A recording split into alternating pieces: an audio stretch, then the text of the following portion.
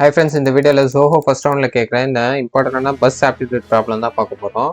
So bus வந்து எந்த இடத்துலையும் ஸ்டாப் பண்ணால் மூவ் பண்ணால் 54 km/h மூவ் ஆகுது. இதுவே பஸ் வந்து எல்லா இடத்துலையும் ஸ்டாப் பண்ணிட்டு மூவ் பண்ணால் 45 km/h மூவ் ஆகுது. ஸோ இப்போ நம்ம என்ன கண்டுபிடிக்கணும்னா பஸ் வந்து எவ்வளோ மினிட்ஸ் வந்து பர் ஹவருக்கு ஸ்டாப் ஆகுது அப்படின்னு சொல்லிட்டு கண்டுபிடிக்கணும். ஸோ வாங்க இந்த கொஸ்டினை சால்வ் பண்ணலாம். நம்ம பேசிக்லேருந்து ஆரம்பிப்போம். ஸோ பஸ்ஸு வந்து எந்த இடத்துல ஸ்டாப் பண்ணால் மூவ் பண்ணால் 54 km/h மூவ் ஆகுது. அதுவே இப்போ நம்ம கொஸ்டினில் பார்த்த மாதிரி ஸ்டாப் பண்ணிட்டு மூவ் பண்ணால் 45 km/h வந்து எடுத்துக்குது. ஸோ இதில் ரெண்டுத்துக்கும் இருக்க டிஃப்ரென்ஸ் வந்து பார்த்தீங்கன்னா 9 km/h. ஸோ பஸ் வந்து இந்த 9 km/h ட்ராவல் பண்ணுறதுக்கு ஒரு டைம் வந்து எடுத்திருக்கோம் பார்த்தீங்களா. ஸோ அந்த டைமை தான் நம்ம இப்போ கேல்குலேட் பண்ணோம்.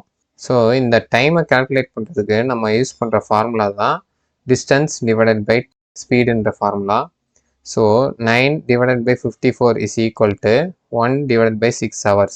ஸோ இந்த 1 divided by 6 ஹவர்ஸை நம்ம வந்து மினிட்ஸாக வந்து கன்வெர்ட் பண்ணோன்னா நம்மளுக்கு வந்து 10 மினிட்ஸ் வந்து கிடைக்கும். ஸோ நம்ம ஃபைனல் ஆன்சர் வந்து 10 மினிட்ஸ் தான். ஸோ பஸ் வந்து எல்லா இடத்துலையும் ஸ்டாப் பண்ணிட்டு மூவ் பண்ணால் 10 மினிட்ஸ் வந்து ஓவராலாக 1 ஹவருக்கு வந்து ஸ்டாப் ஆகும். ஸோ இவ்வளோ தான் இந்த ப்ராப்ளம். ஸோ இந்த வீடியோ உங்களுக்கு பிடிச்சிருந்ததுன்னா மறக்காமல் இந்த வீடியோவை லைக் பண்ணுங்கள், ஷேர் பண்ணுங்கள், சப்ஸ்கிரைப் பண்ணி வச்சுக்கோங்க இந்த சேனலை. ஸோ தேங்க்ஸ் ஃபார் வாட்சிங் த வீடியோ.